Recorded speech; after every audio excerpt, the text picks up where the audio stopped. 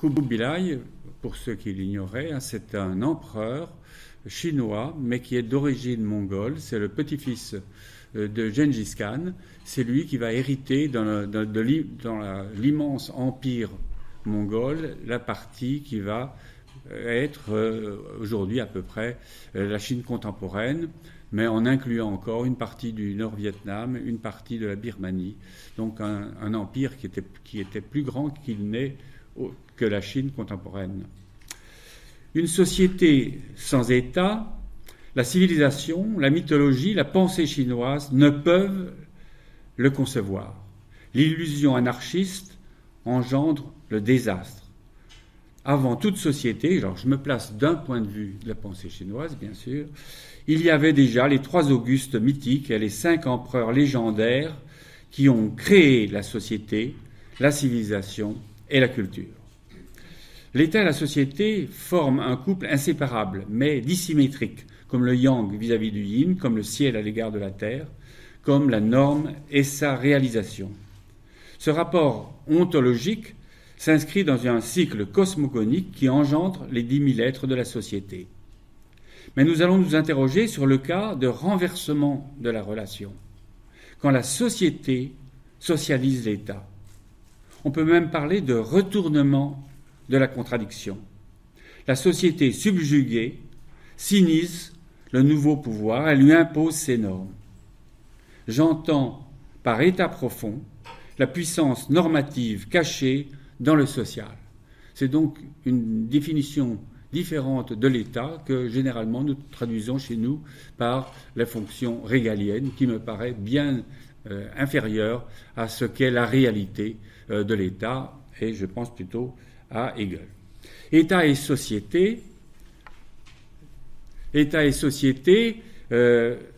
ces 2 caractères marquent justement la complémentarité et l'opposition des 2 réalités. L'État, si vous regardez les caractères que vous pouvez voir au tableau, Guo, Rui, Gotia, c'est à la fois le pays, c'est-à-dire une puissance royale au centre, Wang c'est le roi, et une enceinte qui désigne le territoire. Et Sherway, c'est donc la société, c'est un vivre ensemble sous l'autorité du ciel qui le protège. Donc, dans cette conception ancienne, qu'on peut appeler confucéenne au sens très large du terme, l'État instaure la société, il la protège, y compris d'elle-même, quand à l'intérieur, le lien associatif se distance sous la menace des sectes eschatologiques, taoïstes ou bouddhiques, et qu'à l'extérieur, la frontière s'écroule sous la poussée barbare. Donc, l'État, pour les Chinois, ils se considèrent comme ceux qui ont inventé l'État, à la fois totalitaire et providentiel. Le premier État avait pour tâche essentielle d'éviter le chaos, que le chaos ne s'installe dans la société. Les Chinois furent les premiers à inventer les notions qui fondent l'État, la loi, l'administration, les conscriptions obligatoires, le prélèvement fiscal et, bien sûr, les institutions militaires. Éviter que le chaos ne s'installe en établissant un ordre politico-social absolu, un ordre nécessaire, aussi nécessaire que l'obéissance de la nature aux lois du ciel. Ce lien mystérieux mais impérieux s'appelle le Tao. Qu'est-ce qui peut conduire la société au chaos ? Les penseurs chinois, en particulier Confucius, mais la plupart d'entre eux, ont produit leur savoir au 6e et au 4e siècle avant notre ère, et c'est la période des royaumes combattants. L'État chinois est une confédération de principautés qui mènent des guerres intestines perpétuelles pour assurer l'une et l'autre l'hégémonie respective et qui se renversent mutuellement en 221, jusqu'à l'instauration de l'État impérial qui va faire désormais l'unité de toutes ces principautés sous l'autorité d'une des principautés, celle des Qing. Donc, il y a des querelles qui sont liées aussi aux rapports sociaux. L'aristocratie traditionnelle chinoise tend à être remplacée par une élite urbaine qu'on pourrait presque appeler bourgeoise. Donc on assiste vers le IVe siècle, donc à la fin d'un système féodal.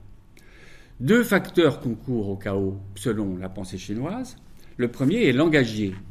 Quand la société oublie le sens des mots, quand le père n'est plus un père, que le fils n'est plus un fils, que l'empereur n'est plus un empereur.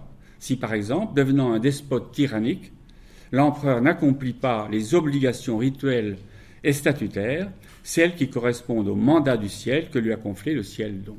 Et il y avait le droit de révolte si l'empereur n'est plus un empereur. On retrouve ici un petit peu la théorie des deux noms, les deux corps du roi, dans lequel il y a la perte de la souveraineté par désobéissance aux normes. Donc c'est la fin des 5 relations qui font toute société. Je n'ai pas le temps de reprendre le détail, mais qui sont pour les Chinois la structure fondamentale d'une société, ce qu'on pourrait appeler les relations cardinales. Ces relations sociales ne sont pas extérieures à l'État, mais correspondent à une sorte d'État profond qui engendre le social, un ordre symbolique impératif. Le deuxième facteur de chaos, c'est la carence de l'État qui oublie que le peuple est la fin de son action et qu'il est l'appui de son pouvoir, Chuanli. Ce que veut le ciel, c'est ce que veut le peuple, écrit Confucius. Inversement, la restauration d'une vie sociale passe par les deux conseils de Confucius, la rectification des noms, d'une part, et d'autre part, le respect par l'empereur de l'intérêt général et l'accomplissement des rites. C'est ce qu'on appelle l'idéal confucéen. Alors, deuxième point, est-ce que l'histoire chinoise a-t-elle connu une société contre l'État ou un État contre la société ? Et c'est ici qu'il m'a semblé qu'il y avait une proposition à faire à ce colloque sur le rapport société-État, parce qu'on a une situation tout à fait typique de l'opposition la plus marquée, c'est dans l'État colonial. Lorsque une puissance extérieure prend le pouvoir, impose son pouvoir, impose ses normes.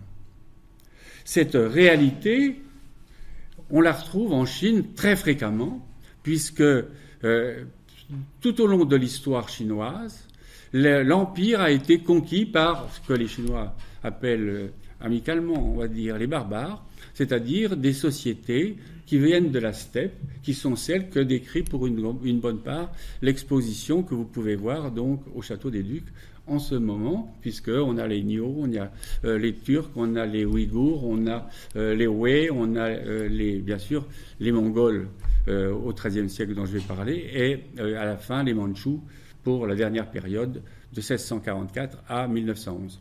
Donc cette situation de colonisation par les royaumes barbares, je garde le mot barbare dans le sens chinois bien sûr, c'est une chose que les Chinois ont constamment vécue, mais ce qui est paradoxal, c'est que si vous lisez un livre d'histoire, ils sont considérés comme des dynasties chinoises. Pourquoi ? Parce que les Chinois se perçoivent comme un centre civilisateur et finalement qui va civiliser ceux qui les conquièrent. Grâce au fait que les barbares, les conquérants, acceptent la grammaire axiologique du pays colonisé, qu'ils acceptent les normes et finalement les valeurs du système social qu'ils conquièrent. Alors, quelle sorte d'État est-il conquérant ? C'est la fameuse horde mongole. Je cite le texte de Madame Favreau dans son livre, le livre sur l'Empire mongol qui change le monde. Alors, à l'issue d'une conquête éclair autour du charisme d'un chef visionnaire, fondateur d'un pouvoir héréditaire, émerge une confédération. Surgit alors un empire dilaté, inscrit dans la démesure territoriale, qui subsiste entier durant 2 ou 3 générations, puis se défile et se fractionne. L'empire mongol de Kubilai et de ses successeurs, donc ce qu'on va appeler la dynastie des Yuan, va durer moins d'1 siècle, mais elle va profondément marquer, bien sûr, l'histoire chinoise. Donc, Qu'est-ce que c'est que la horde? Je cite encore, ni un empire classique, ni un État dynamique, encore moins un État-nation. La horde mongole fut ce grand régime nomade, né de l'expansion mongole au XIIIe siècle, un régime équestre d'une telle puissance qu'il gouverna toute la Russie jusqu'en Sibérie orientale pendant près de 3 siècles. Je vous rappelle que l'empire mongol, dans sa totalité, avec Gengis Khan puis ses 2 successeurs, va de Kiev à Vladivostok, et il va donc à peu près de la Mongolie actuelle, donc Oulan-Bator, jusqu'au sud, donc la Birmanie. Il a failli prendre une partie de l'Indonésie. Donc c'est un immense territoire. Aucun autre empire n'a jamais atteint de telles dimensions. Mais ce qui va se passer, c'est que pour ce qui concerne la partie chinoise, enfin la partie qui est aujourd'hui le territoire chinois, Kubilai va se déclarer empereur de Chine et il va instaurer une dynastie, qui est une dynastie reconnue chinoise par les Chinois. Kubilai donc va conquérir militairement, comme on l'a vu, le fameux État équestre, c'est des cavaliers qui conquièrent, qui en général mettent le feu aux villes, détruisent les biens, pratiquent les razzias et mettent le pays en coupe réglée. C'est donc un système où le système de servitude que les Mongols vont imposer aux Chinois est très important. Les Chinois du Nord, d'abord, qui vont être conquis, puis les Chinois du Sud, alors je ne vais pas rentrer dans le détail des 2 empires de l'époque, vont être considérés comme des esclaves. Ils auront un statut dans une société de castes.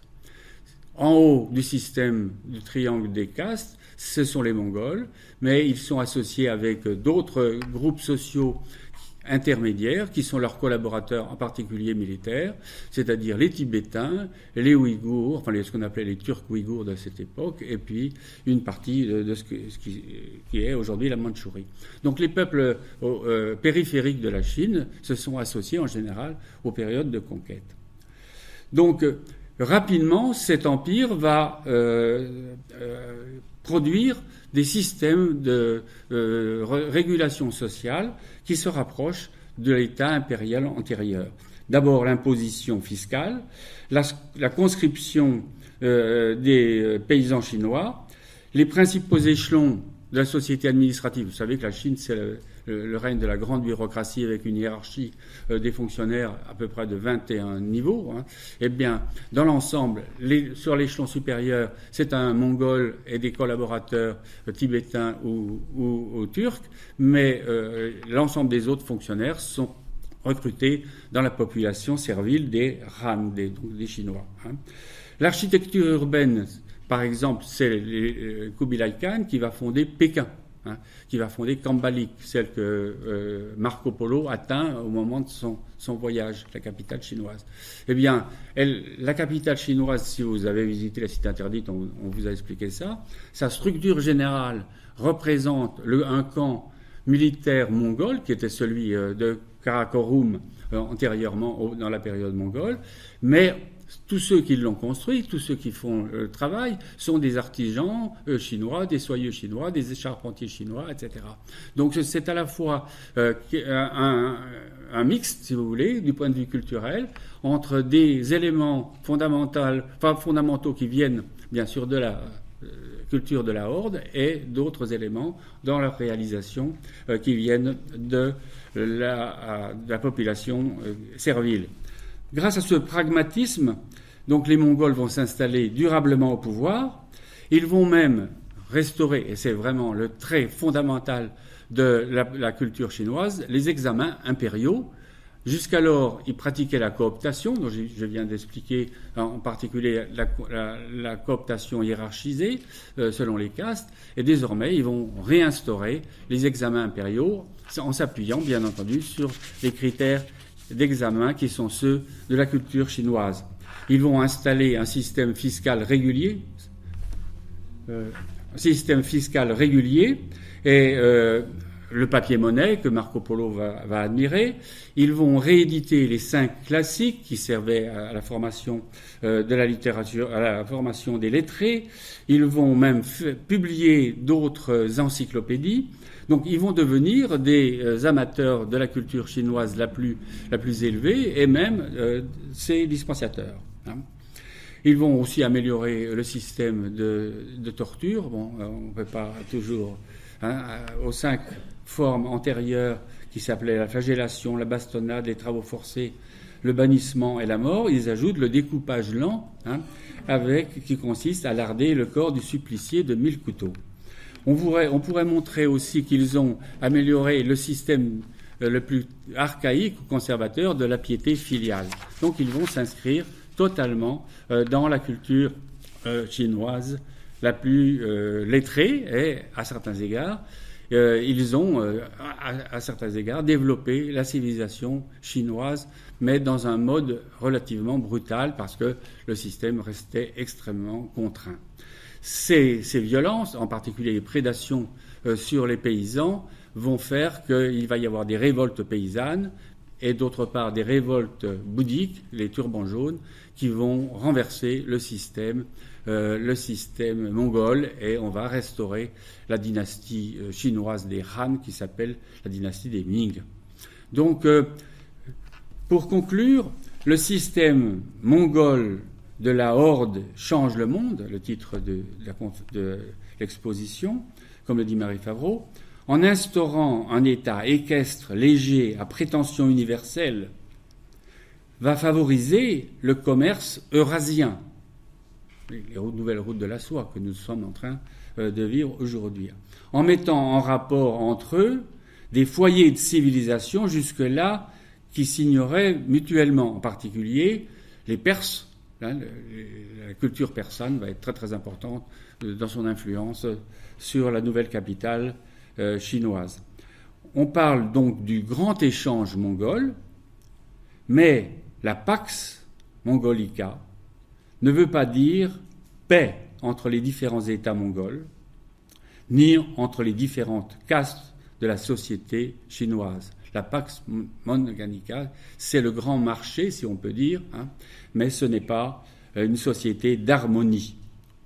Néanmoins, ce sont les structures civilisationnelles de la société chinoise qui vont assurer une continuité historique, celle que j'appelle un État profond, avec pourtant un corollaire.